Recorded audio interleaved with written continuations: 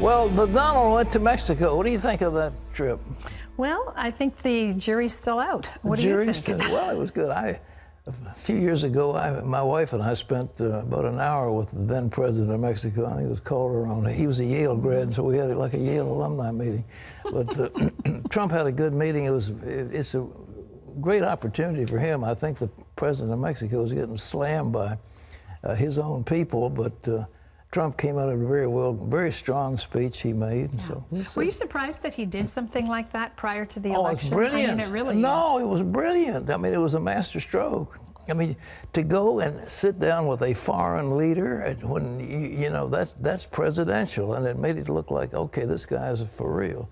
So it's amazing, Terry. The polls are now right within the margin of error. And at one point, she's ahead about 2 points. Another, the Ipsos poll with Reuters shows him ahead several points. So that gap has closed dramatically, and Hillary's negatives are going up, so they're equal to Trump's. I mean, you know, so we hate them both.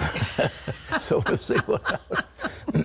Well, anyhow, Donald Trump is making it clear he's standing firm on his policy on illegal immigration. He says he'll build the wall and he'll deport criminal aliens. Trump outlined his plans in his major speech in Arizona last night after his surprise visit to Mexico to meet with the Mexican president. Caitlin Burke has the story. There was no sugarcoating it. Donald Trump sticking with his hard stance last night in Arizona during a major speech on immigration. We will build a great wall along the southern border, and Mexico will pay for the wall. The Republican presidential nominee outlined a hardline set of proposals for tackling illegal immigration, promising to focus first on deporting illegals who have committed crimes. Day one, my first hour in office, those people are gone.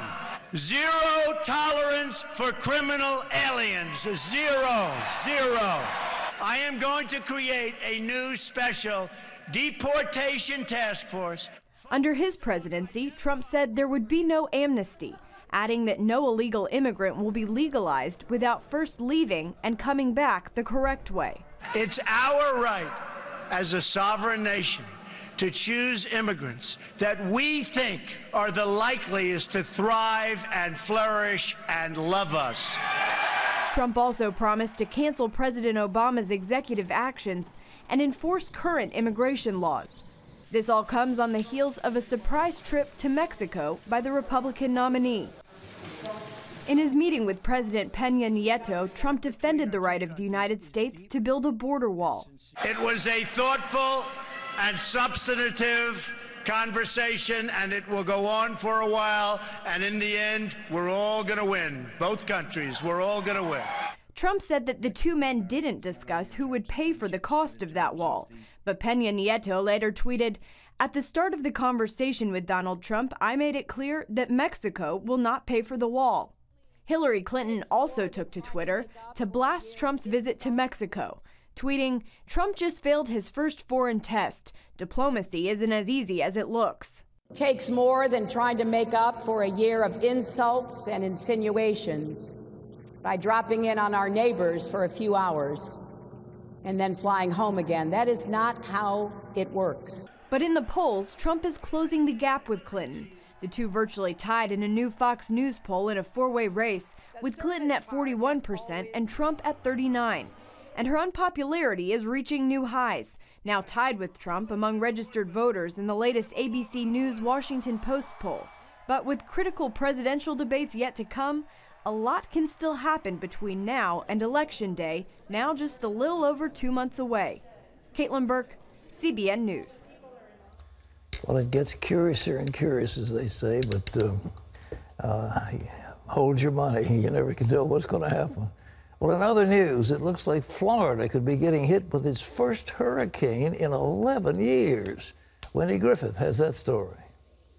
That's right, Pat. Tropical storm Hermine could strengthen into a hurricane. It's expected to hit Florida tonight. The National Hurricane Center says Hermine could bring 5 to 10 inches of rain over parts of northwest Florida and southern Georgia, and possibly up to 15 inches in some areas.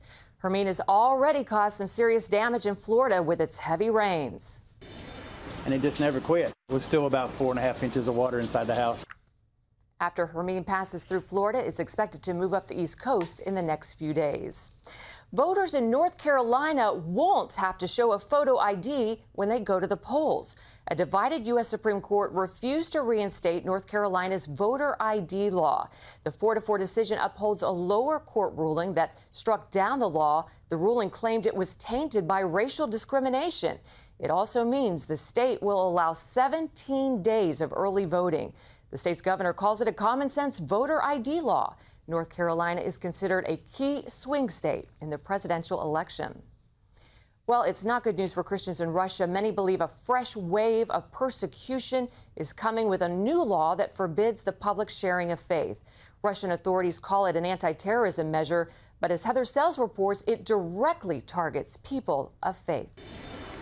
Christians in Russia can no longer freely share their faith in public, at home, or on social media. They must also obtain official approval before inviting people to church. Breaking any of these new rules can lead to fines and even prison. Everybody's stunned. I mean, it came so quickly, unexpectedly. Nobody expected that. Sergei Rakuba heads Mission Eurasia, which equips church leaders in Russia and across Central Asia.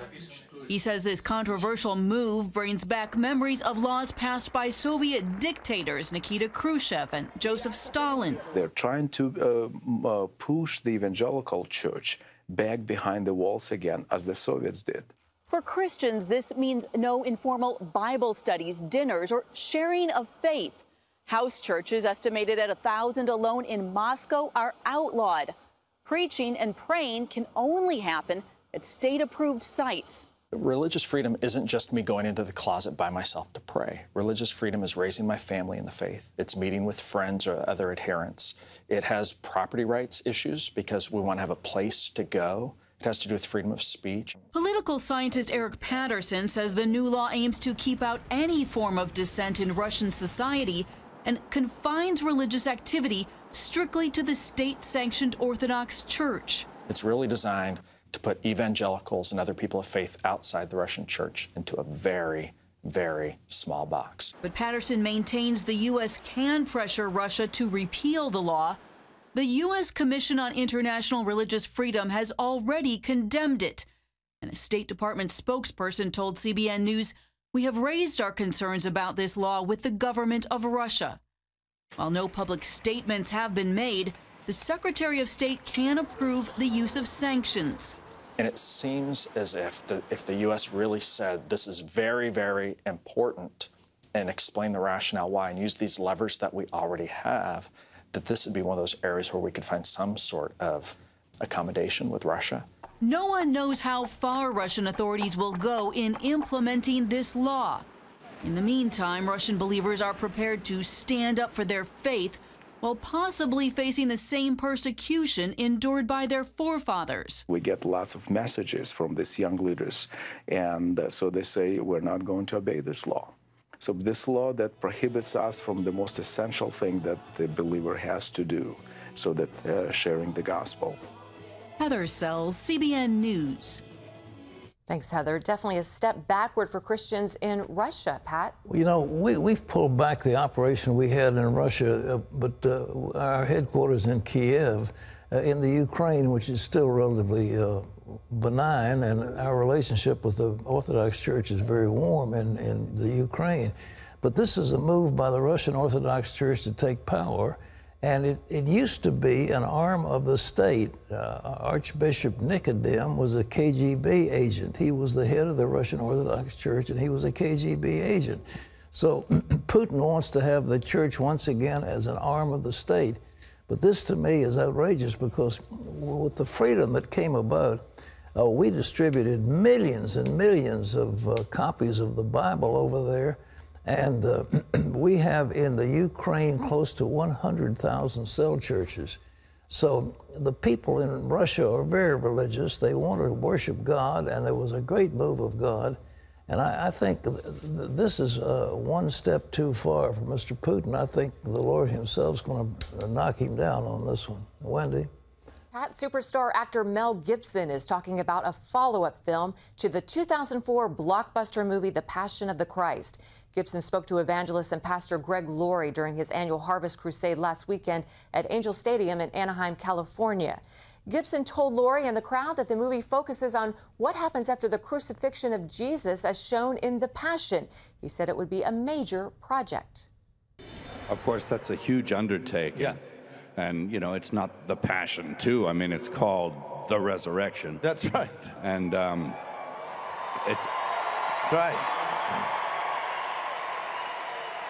of course, that's a very big subject. Yes. It needs to be looked at because we don't want to just do a simple rendering of it. I mean, we can all read what happened, but in order to really experience and explore probably deeper meanings of what it's about, it's going to take some doing. And Randall Wallace is up to the task.